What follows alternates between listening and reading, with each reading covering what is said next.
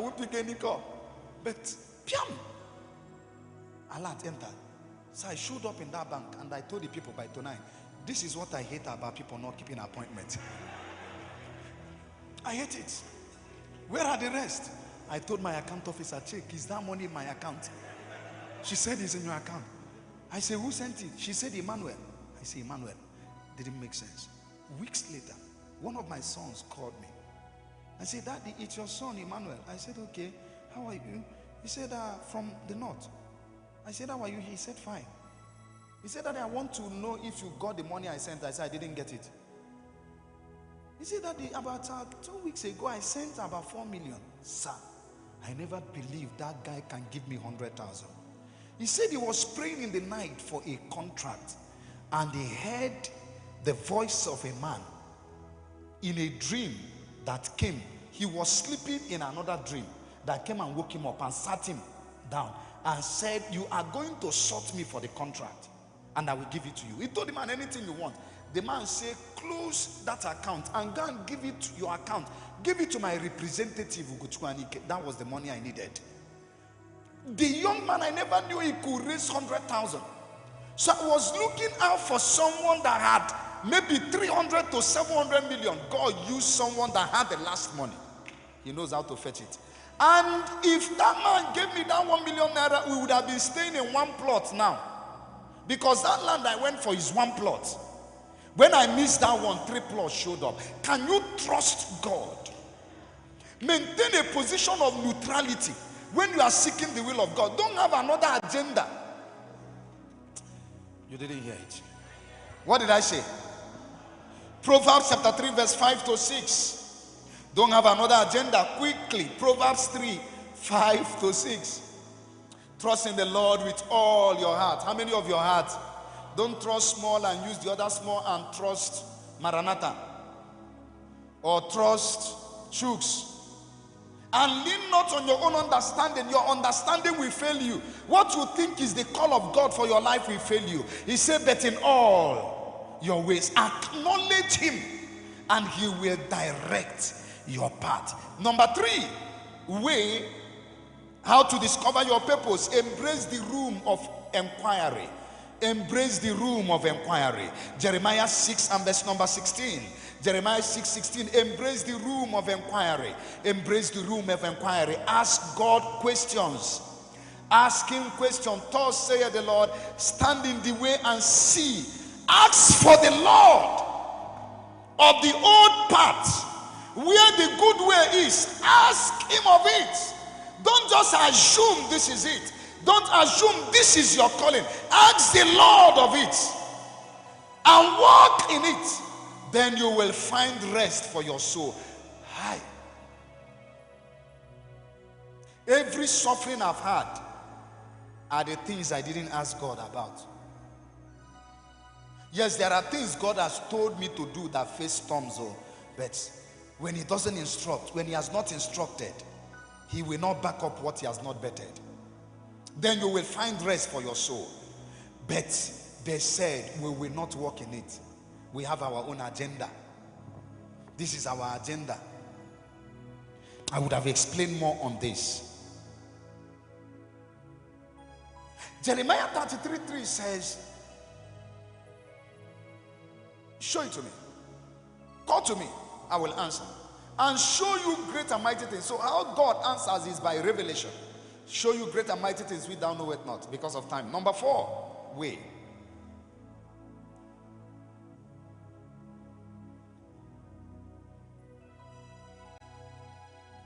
Okay, because of time.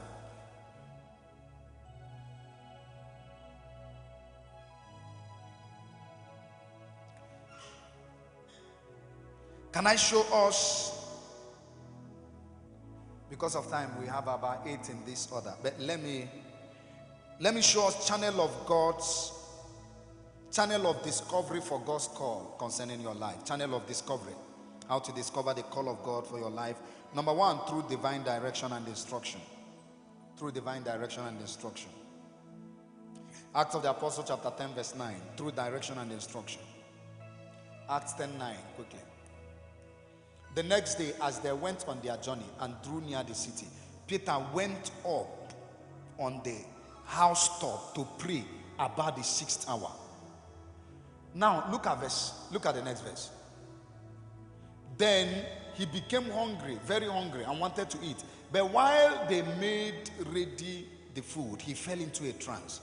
And that's where God gave him the ministry to the Gentiles, but he refused it. So through divine direction and instruction, when you get home, you can also do Psalms chapter 85 and verse number 8. Number 2, through visions and revelation. Through visions and revelation. Acts of the Apostle chapter 26 verse. Can I have Acts 26? Or you can do Acts 26, 12 to 19 when you get home. But now get me Acts chapter 16 verse 9. Acts of the Apostle chapter 16 verse 9. And a vision appeared to Paul in the night. A man of Macedonia stood and pleaded with him, saying, come over to Macedonia and help us. So you can receive the direction of the Spirit by visions and revelation. Number 3, through burdens and passion of the heart. You can receive it through burdens. Nehemiah chapter 1 verse number 1 to 4. Nehemiah had this burden for the broken walls of Israel. And then he began to press deep into God through burdens. Also in Acts chapter, look at this, the word, Acts of the Apostle chapter 18 verse 5. You can read that when you get home. The word of Nehemiah the son of Hakaliah. It came to pass in the month of Chislev, in the 20th year, as I was in Shushan, the citadel, go on, that Hananiah, one of my brethren, came with men from Judah. And I asked them concerning the Jews who had escaped, who had survived the captivity, and concerning Jerusalem. And they said to me, the survivors who are left from the captivity in the province are there in great distress and reproach. The wall of Jerusalem is broken down. Its gates are burned with fire. Oh, look at verse number 4. So it was when I heard these words that I sat down and wept and mourned many days. And I was fasting and praying. That burden became a calling. I won't expatiate on that. Number 4 is through affection and compassion of the heart. Affection can breed vision. Compassion can breed vision. Matthew chapter 9 verse 36 to 38. We saw how the compassionate heart of Jesus translated into a purpose that day. Also in Acts of the Apostle chapter 7 verse 23. So affection can breed vision. There is a connection between what you love doing and what you live doing. There is a connection between what you love doing and what you are to live doing. Number 5 is through insight from life's experiences. What you suffer determines what you can offer. Sometimes your misery becomes your ministry, because your vision cannot affect lives until it has afflicted you. So your being through determines what you have been raised to break through. Exodus 2:15, we saw that the being through of Moses would later become the call of Moses. He was burdened about the affliction of the children of Israel. And then because of that burden, he received a vision to do this. But it did not happen until that vision was interpreted to become an experience. He was chased out of Egypt. And in Exodus chapter 3 verse 1 to 3, God had appeared to him through a burning bush. Number 6, through the discovery of life's potentials and giftings.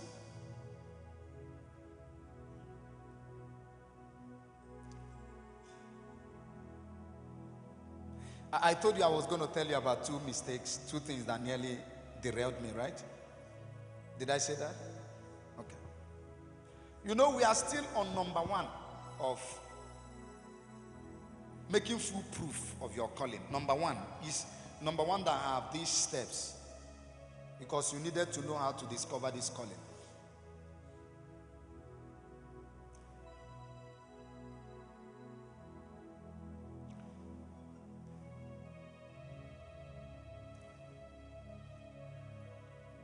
Okay. When we started doing this, of course, you know the prophetic ministry, only few people function in it. It's a very strong ministry of the Spirit that not everyone is called to it. But when we started functioning in this, I discovered that everyone I knew was a teacher and an evangelist. I'm telling you the first mistake now.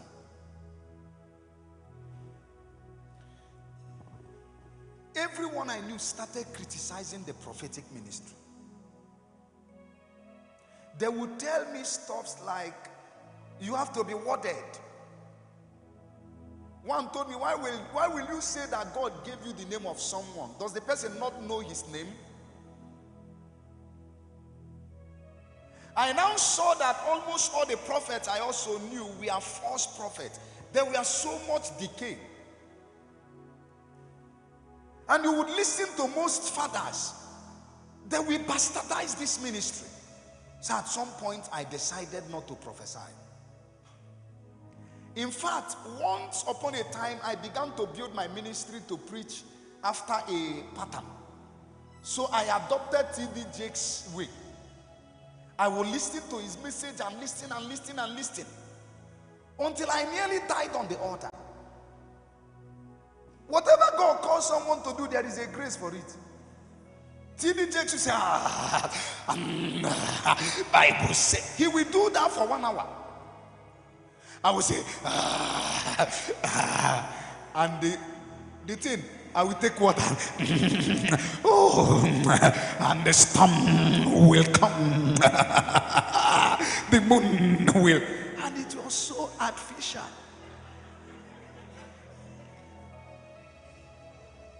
That's what I told the man of God. I told him, my brother, 1 miri. I actually told him, my brother, drink water before you die. I have been there.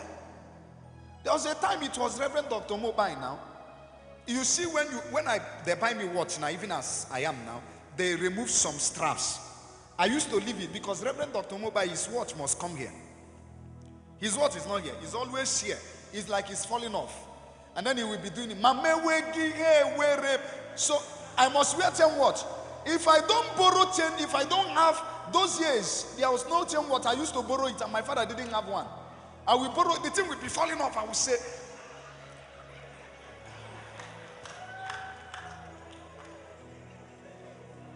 Muna Pastor Ebuka, we were doing competition. Until one day I told Pastor, I gave him microphone to do prayer. Don't show prayer.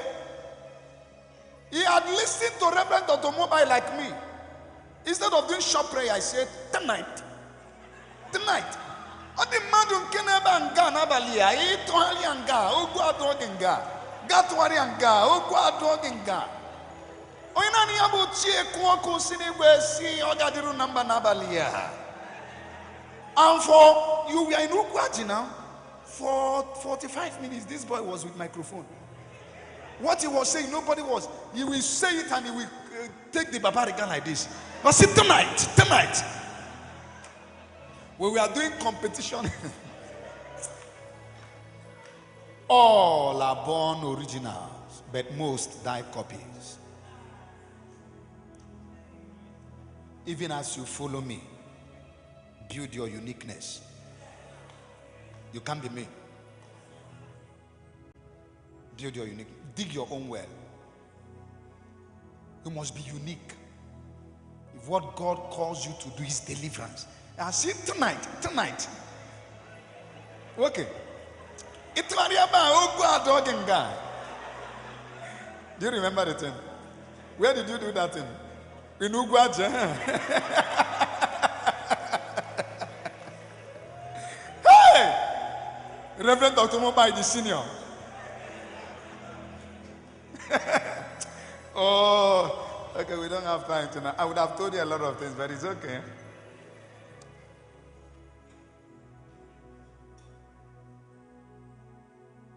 Followership is not abandoning your core. It has nothing to do with living your uniqueness. You didn't hear what I said. What did I say?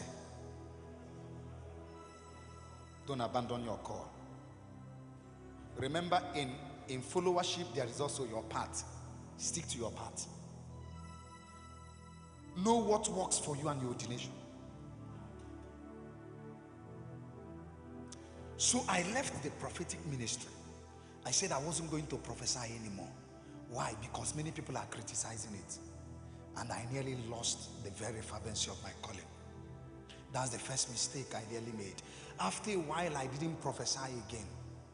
I saved the word. So I picked T.D. Jakes' message, picked House on the Rock man message, because T.D. Jakes was more American, but House on the Rock was, even though he was preaching, he's preaching like T.D. Jakes, but more Nigerian. Noel Jones, these are three persons. I nearly killed myself. I will be, I always say, the Lord, anytime you forget what you want to say, just do,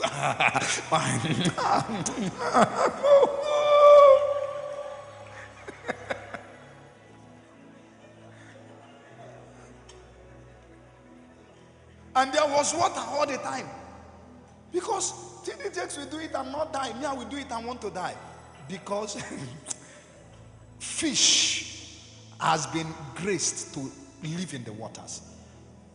Anytime it's brought out, you can only be as powerful as your territory. There is one thing, if you give me microphone, I won't think of doing it, is to prophesy. How will I lose it? Because you feel otherwise about it. I see people's cases in the bank. I see it in airport. I see I'm watching CNN, I'm seeing it. It's something I don't struggle to do. So how can I exist outside it?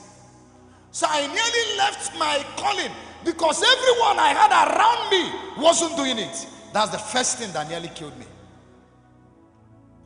When you build on your most obvious gifting, that's where you receive the blessing. You will be celebrated for what you do best. Now, let me give an example with the choir. If you are Udoma, don't sing like Nathaniel Bassey. The second thing that nearly killed me was time we failed us to get into this making foolproof. I just gave you 1 point and there are 7 of them. But let me say this and then I will impart you and pray. Some other time you can hear that. The second thing that nearly killed me was because something was popular. Remember, in the wilderness, everyone gathered and told Aaron, build us a golden calf. All of them were against Aaron. The pressure was so much that many persons are doing something does not mean it is the right thing. Pressure from people. Pressure. So I had this pressure to do another kind of ministry. I was listening to a great man of God. He said, you can never see me minister and I come to the crowd and begin to meet people one-on-one. He said it's not his calling. I was in a minister's conference and God served and preached. When he was done preaching, he said, the Lord bless you, go home in Jesus' name. And everybody started going. The man of God said, this is it. He said, man of God, this is ministry. Do you know I will stay and pray and prophesy? Can't you see how ministry should be done? I say, go there and do it. The crowd you've seen will disappear. He didn't listen to me. He went back, left his prophetic ministry, still nurturing. There is something I would have shown us. How to grow in these things. On maximizing the gift, because the second part of making foolproof of your ministry is to keep the focus. The third part is maximizing your gift. Maximizing your gift is when you grow it.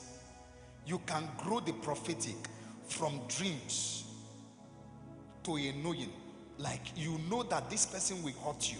From a knowing to other dimensions. To the dimensions of visions and plans. And then from that to the dimensions of the environment, situation speaking to you. From that to the audible voice. I didn't start with the audible voice.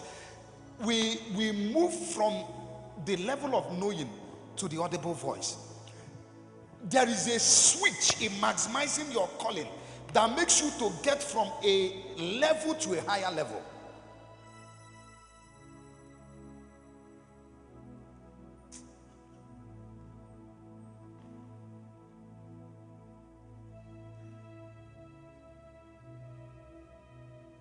So the whole people gathered and told Aaron. Aaron subjected himself to their pressure. Now, there is something happening now in the body. Thank God for Theophilus Sunday. But imagine everyone is singing like Theophilus Sunday. Who will now sing praise in the church? Where will be the Mr. and Mrs. Emma Revelation? Where will be the Udomas? Where will be some of the great? Because no matter how you sing it, you can't use Theophilus songs to do child dedication. You are bringing a child, you are singing, I've been offered to a deity, and I am a sacrifice. A sacrifice, the life that I know. That's why God spices it up. And watch it, if Udoma sings any song that looks like Theophilus songs, it will not sell. Because the fish is supposed to live in the water. The eagle is supposed to fly in the air. Build on your most obvious gift. Concentrate on what is your core gifting. If it is deliverance, invest your life to it. If it is healing, invest your life to it. Rise to your feet wherever you are. Okay, can I take 3 questions? I still have about 2-3 minutes. 3 questions. Time will fail us to get into. I would have loved to finish this topic, this making full proof of your ministry, but I can't now. 3 questions only. 3 questions. 3 questions. Please, because we don't have time, if you are going to ask us a question, just make sure it is necessary. God bless you. Thank you so much, sir. The question I want to ask is concerning a man who served under a church. Okay. He received a call of God under that church. And along the line, God told him to leave the church, sent him to a very particular man of God. He went there. But before he left, he told his pastor that this is what God told him to do. At the end of the day, the pastor never agreed with him. But the persuasion continues until the man leaves. But before the man left, he gave God 3 prerequisites. If you are the one who sent me, this is what I want to. Within 3 months, those things came to manifestation. Now, between the man and his pastor, there is a rift. The pastor now see him as an unworthy servant, someone who left, someone who rebelled against him. I want to ask, do the man do the things in the, good things in the sight of God? Or considering okay, there are 2 things. Number 1, did God say? Yes, he said God sent him. And even he told his pastor. Are you the person? Did God say? Now, if God said, there is something else to do. When I was coming to marry my wife, my father said it wasn't going to be possible. My mother-in-law and my father-in-law said it won't happen. My wife said, I will marry you nevertheless. Whatever it takes. I said, we are not going to force it. If God said, my prayer point changed from praying for myself to God, speak to your servant. I told God, I said, go talk to the parents. Before you could know it, we aligned. I spoke the same language with the parent. Because every heart belongs to God. But on the occasion that the person in question, because listen, if you tell me, God said, I withdraw myself. Because how can I even fight you? I don't fight any man. But if you say God said, how can I stand in between what God said? I will send you back to make sure you heard God. Because sometimes it is not God that spoke, it is situation that spoke to people. Maybe they have been disgruntled. That's why I said, are you sure? So if you've gone over and over and you are sure God told you and you have prayed, and God gave you a conviction that he has spoken to him, he doesn't want. The next thing you can do is to go to a man of God in respect and say, this is what God is telling me to do. If he doesn't listen to the man of God, go to another person. If he doesn't listen and your calling is time bound, you can leave because you have done what you need to do. But as you leave, don't disconnect. If he gives you rift, don't give rift back. because we have to obey the heavenly vision. It's difficult for the leader of a church to say this. Is that not so? Because we believe you have to die here. But if you say God told you, who am I? Just make sure he told you. Because I've seen someone that God told. He later said God didn't tell him. He came back and cried, and we took him back. After again, God spoke to him and he said God didn't say. I say, hey, stop driving me like Dan Glover. Whether God told you or not, just go and stay. Did you understand it? Thank you. The next question, quickly. The next question, the second question, the next question. I leave here in the next 3 minutes. Get me the oil. Okay. Okay, read quickly. Said, please, can you tell me your greatest pain in ministry? Greatest pain. Pain in ministry. And how you were able to overcome the pain. Can you please tell me the best way to forgive and forget, sir?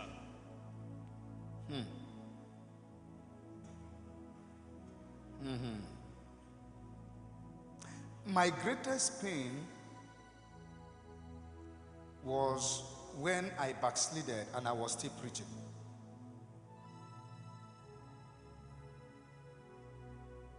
I lived in lust for several months, consistently.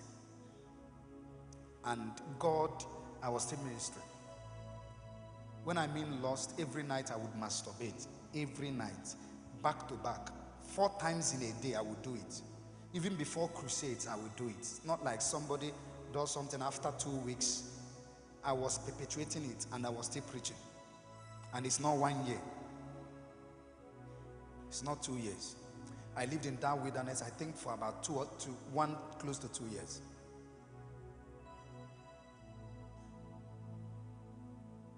So it was paining me because what I was speaking is not the life I was reflecting. And within these 2 years, my ministry died down because I was perpetuating this. It wasn't just a weakness, it now became a lifestyle. How did I overcome it? I stopped trying. I let him take the wheel. I stopped making vows and I will cut my hand. I will see if I masturbate again. God kill me. I will still do it. God will tell me my grace is more than cutting your hand. He says step out. What happened was that I was in Umueda to go and carry the deity. A shrine in Umueda. And right there I was in a mud house, in a thatch house, sorry. I started masturbating. And as I looked out, I saw the shrine I was coming to carry. And I was the lead prayer team member, the lead one. I knelt down, I told God I can't do this. I felt a chill on my shoulder that said, step out, let me step in. My grace is sufficient. Just like someone that grace comes upon, you were addicted to Indian hemp, but now you perceive the smell and you vomit. That was how it left me. How I forgive easily is by knowing that the one who is hurt is in bondage until he lets go. That is, the one, if you hurt me, come quickly, because of time. Come, sir, come. Your direction is here. Anytime he wants to go, this is where you are going in life. This is your own direction. This guy hurt this guy.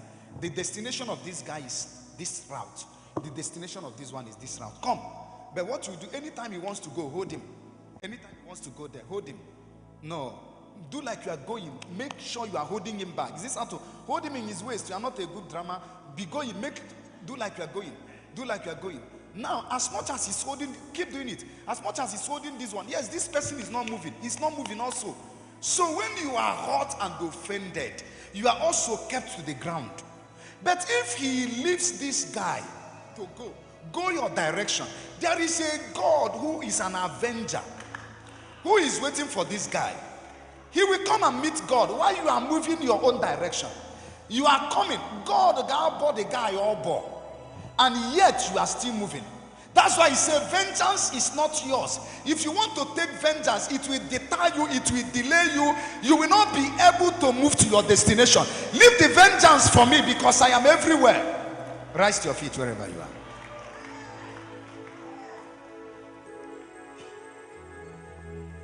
Aye oh, aye oh, aye oh, aye oh. You see, that's the core of my ministry. You see this one now. You see that ministry of the Spirit.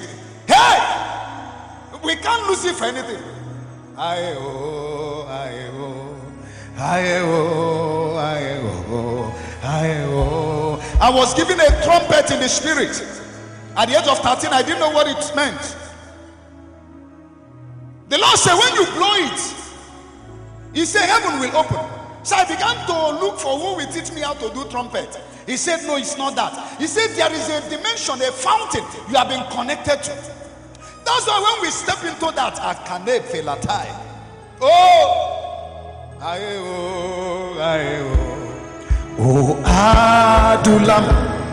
Aye, oh, aye, oh, aye, oh, aye, oh. Carry the oil and stay. Carry the oil, everyone. The pastors. Aye, oh. Give pastor down one. Give pastor down one. Aye, oh, aye, oh, aye, oh, aye, oh, aye, oh, aye, oh, aye, oh, aye, oh, oh, Adulam.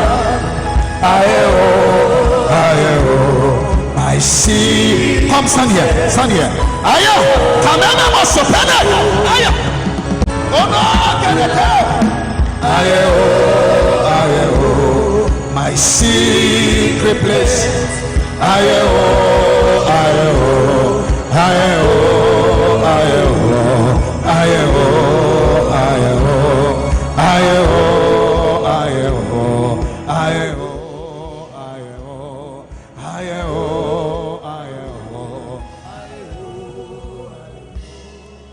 Kende pembe de otia tana andene on pefena ita opredi ete epe efene tensiatai es etene mo po fele tenai embro simbro penekotia tenai eskuma ilata. We are living in the next 7 to 10 minutes. Don't worry. After the service, they are going to take on 2 buses. Some of you that came from a little place far, the buses will take you there. So just the next 7 minutes we are done. The buses will take you there. So you are going to roll out the coaster and the other one. Okay? To help people go. If they are much, you do 3 buses. Keep them to where it will be easy for them to go. If they are still much, you do the 4 buses.